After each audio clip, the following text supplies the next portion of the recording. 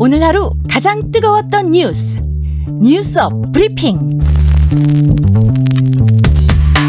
뉴스업 브리핑 김수민 평론가, 민동기 평론가, 어서 오세요. 안녕하십니까. 반갑습니다. 네, 김수민 평론가 국민의힘 전당대회 소식 전해주시죠. 네, 전당대회는 청년 정치인 이준석 후보의 화려한 승리로 막을 내렸습니다. 화려한 승리다. 이번 경선은 폭풍 해일을 넘어선 지진 해일이었다. 그런데 그 심해에는 불가사리가 있다. 불가사리. 네, 지진 해일은 굉장히 세기 때문에 예. 순식간에 고지대가 침수되거든요. 예. 이준석 후보가 특히 여론조사 쪽에서 굉장히 높은 지지율을 받으면서 대표가 되는 과정이 그런 지진 해일과 비슷한 것 같습니다. 그런데 그 바닷속엔 불가사리가 있고 그 재밌는 바닷속이. 예.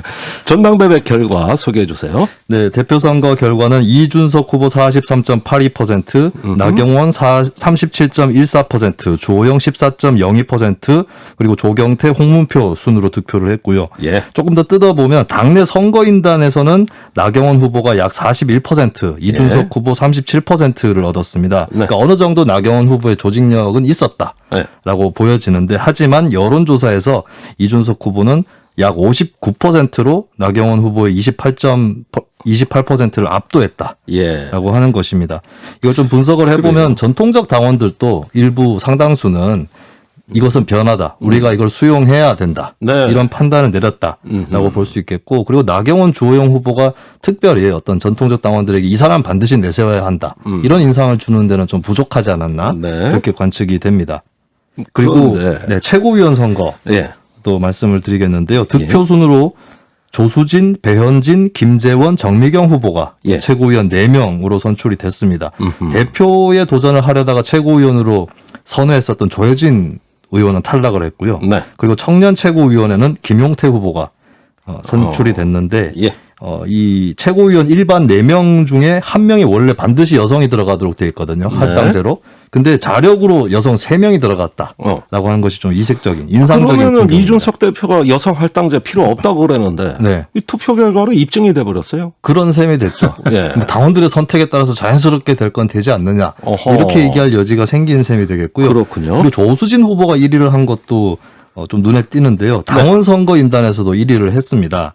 초선 의원인데 기존 개파 구도에서 자유로웠던 부분들, 예. 이런 것들이 좀 유리하지 않았나. 왜냐하면 1인 2표 제도라서 예. 1인 2표제는 특징이 좀 배제 투표의 성격을 띱니다. 2명을 그렇죠. 찍다 보니까 나머지를 배제하는 성격이 커지는데 예. 그렇게 배제되지 않고 2명 안에 들어갔다라고 하는 점이고, 예. 또 언론이나 이런 데 노출이 잦기 때문에 투사 이미지 이런 것들이 도움이 되지 않았나 싶은데, 예. 묘하게 얼마 전에 설전을 벌였던 김용민 민주당 의원은 예. 민주당 최고위원 1위로 당선이 됐었고, 예. 조수진 의원은 국민의힘 최고위원 1위로 당선되었다. 그러면 앞으로 당대표 간의 그 대결과 갈등보다도 네. 최고위원끼리의 어떤 격돌도 볼만한 거 아닙니까? 네, 그렇습니다. 예.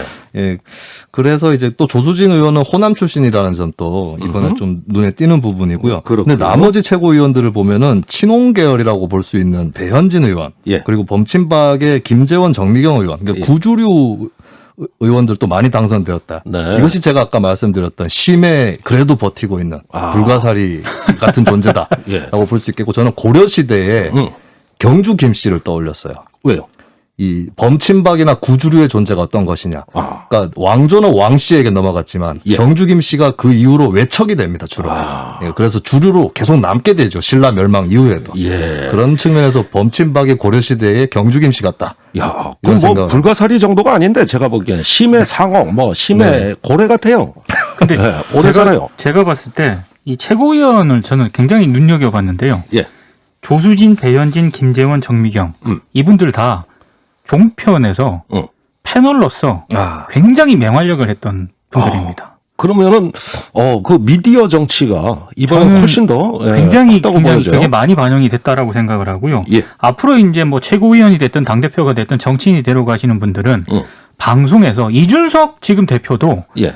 방송 패널로서 굉장히 맹활약을 하지 않았습니까? 아니 우리 방송에도 자주 나왔어요. 그렇습니다. 그러니까 예. 대표부터 최고위원까지 다 패널로서 굉장히 맹활약을 했던 분들이 나왔다는 점.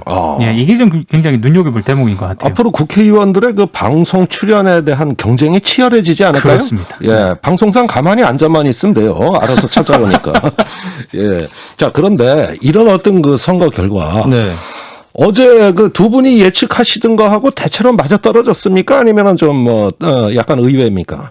저는 어제 이제 이준석 후보 40%쯤 나올 거다. 예. 그래서 끝맺고 말았는데 더 정확하게 예측을 할 걸 그랬어요. 예. 40 내지 비슷하네요. 45라고 하려고 하다가. 저는 박빙이라고 했는데 일단 어긋났고요. 예. 다만 좀 변명을 하자면 당심에서는 굉장히 박빙이었습니다. 아, 그래요? 예, 그 당심에서야 뭐 나 후보가 1등 했으니까 그렇습니다. 예, 네. 민심과 당심이 이렇게 좀 엇갈렸어요. 자, 이준석 신임 대표의 수락 연설부터가 화제입니다. 네, 이공계 출신 정치인의 면모를 드러냈는데요.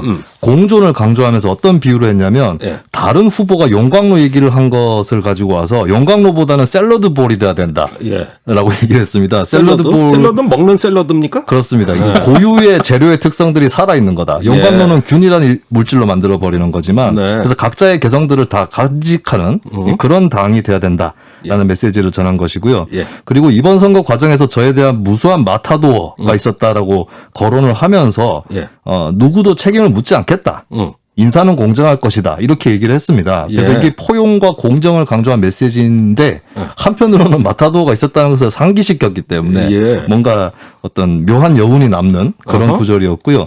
그리고 민주주의에 관련된 투쟁을 예고했다고 저는 보는데 예. 어떤 구절이 있냐면 이제 2021년, 2022년에 대해서 대선의 의미를 얘기를 하는 거죠. 그러면서 민주당 정권에 대한 규정이 나옵니다. 예. 다수에 의한 독재, 견제받지 않는 위선 이렇게 표현을 한 셈이 되었고 또 체루탄의 연기만큼이나 매운 갈라치기와 독주 이렇게 표현을 한 거거든요. 예. 그래서 이것은 이제 사실 민주주의 담론에서는 뭔가 민주당 하면 민주주의 이렇게 좀 비춰진 측면들이 있었는데 예. 거꾸로 가겠다 이제 거꾸로 뒤집겠다 아하. 이런 의지가 비춰지는 거고 또 첫 행보 중에 하나로 미얀마 사태에 대해서 메시지를 발표하겠다 예. 이런 부분도 있었거든요. 그래요? 그것은 이제 보수도 민주주의 얘기 열심히 한다라고 하는 상징이기도 하겠고 두 번째는 그래도 한국은 미얀마와 다르지 않았느냐. 예. 이것은 어쩌면 산업화 세력도 민주주의 발전에 기여한 것이다. 예. 뭐 이런 메시지도 같이 들어있지 않나 저는 그렇게 분석을 사실 저는 해봅니다. 제일 재밌게 본 게 그 당대표 수락 연설을 할 때요. 예. 이준석 대표가 임재범의 노래를 좀 인용을 했거든요. 예, 그래요. 그걸 굉장히 센스 있게 잘 인용을 했더라고요. 예. 그러니까 너를 위해라는 그런 노래인데 예. 야, 역시 30대 당대표는 저런 센스도 있구나라는 생각을 하게 됐습니다. 예, 거기에다가 근데 그 노래도 한 20년 넘었어요. 예. 아니, 그런데 젊은 친구들한테 침투력이 있다는 거예요. 네, 제가 고3 때 나왔는데. 아, 그래요? 예, 그런데 샐러드볼, 멜팅팟, 뭐 스테레오 타이핑. 아우, 제가 앞으로 그 국민의힘에서 나오는 당대표 논평이 있으면은 네. 젊은 친구한테 번역해달라고 좀 부탁을 해야 따라잡을 심지어 거예요. 공부를 좀 하셔야 됩니다. 예, 맞아요. 네. 자, 앞으로 여러 시험대가 닥칠 것 같습니다. 이제 대표로 출범을 하면 어떤 그 과제들이 닥쳐올까요? 그 부동산 전수조사 문제 첫 번째 시험대 아니냐 그런 관측이 많았는데 일단은 국민의힘 스스로가 가닥을 국민 권익에 맡기는 걸로 잡은 것 같습니다. 네. 그 다음에 닥칠 숙제가 아마 당직 인선일 텐데 최고위원 중에서는 정책위원회 의장이 있고 네. 그리고 지명직 최고위원이 있거든요. 네. 근데 이건 대표가 주도를 하긴 하지만 독선적으로 할 수는 없는 부분입니다. 예. 최고위원회하고 협의해야 되는데 어떤 협의하게 인사가 있죠. 발표가 될 거냐가 중요할 거고 네. 그리고 가장 중요한 것은 대선 관리가 될 것 같아요. 어허. 윤 전 총장의 입당 여부가 아직 불투명한데 예. 버스를 기다리게 해서 태울 거냐 아니면은 안 오면은 빨리 떠날 것이냐 예. 이 문제가 이제 크게 쟁점이 될 것 그 같습니다. 버스 시간표를 미리 알려줘야 승객들이 불편하지 않거든요. 네. 예, 그 불편하지 않게 해줘야죠.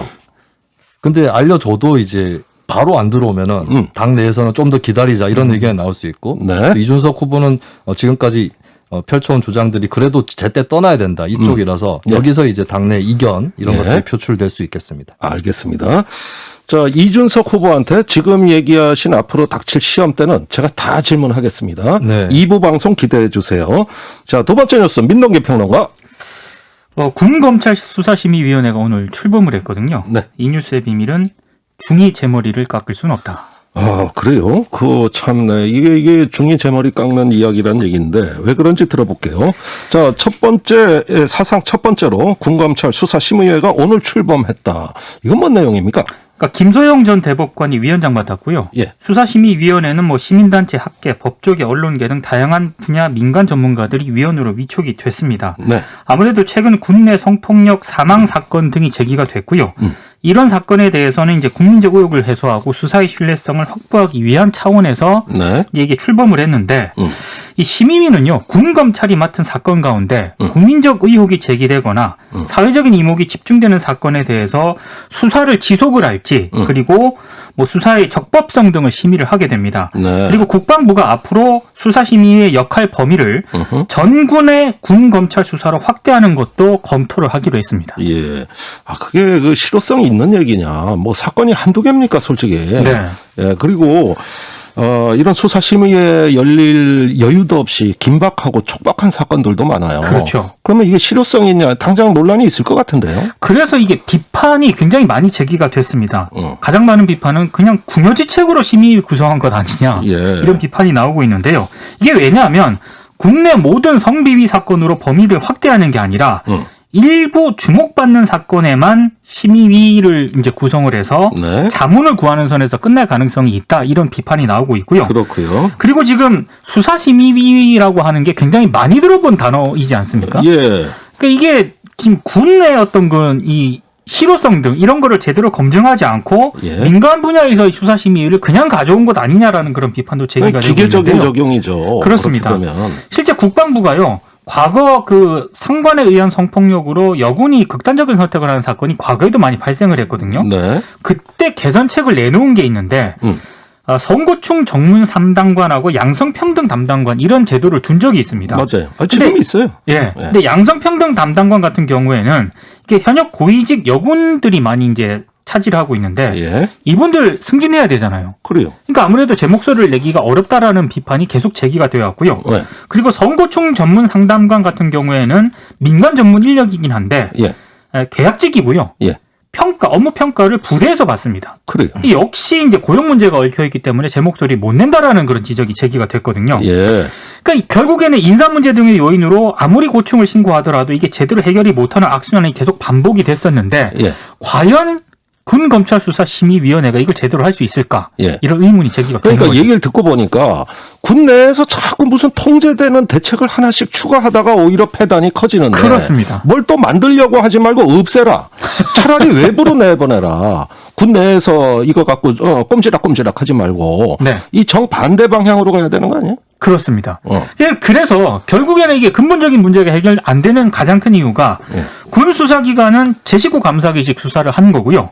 군사법원은 솜방망이 판결을 내린 거 아니겠습니까? 네. 실제로 지난해 국정감사 자료를 보면은 2015년부터 지난해 6월까지 군 내의 성범죄 사건의 실형 비율은 13% 정도에 불과했습니다. 그래요. 예, 이건 뭐 봐주기라고 볼 수밖에 없는 그런 상황이고요. 예. 그리고 또 한 가지 주목해야 할 게 군의 특수성이 인정되는 군사 관련 범죄 있지 않습니까? 예. 이거는 전체 군내 범죄 가운데 10% 초반대밖에 안 됩니다. 예. 그러니까 나머지 80% 이상은 교통범죄, 범죄. 폭력, 선봉죄 예. 이런 일반 범죄라는 그런 얘기거든요. 그러니까 군사법원에서 다룰 이유가 하등이 없는. 그렇습니다. 예. 그런 것들 군사법원이 다 끌어안고 거기서 다 처리하려고 그런다 이거예요. 그렇습니다.